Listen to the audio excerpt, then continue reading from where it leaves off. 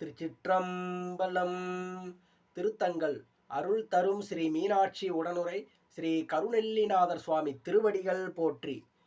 பொன்னும் மெய்ப்பொருளும் தருவானை போகமும் தேருவும் புணர்ப்பானை பின்னையன் பிழையை பொறுப்பானை பிழையலாம் தவிர பணிப்பானை என்ன தன்மையன் என்று அறிவொன்னா எம்மானை எளி வந்தபிரானை அன்னம் வைகும் வயற்பலனத்தனி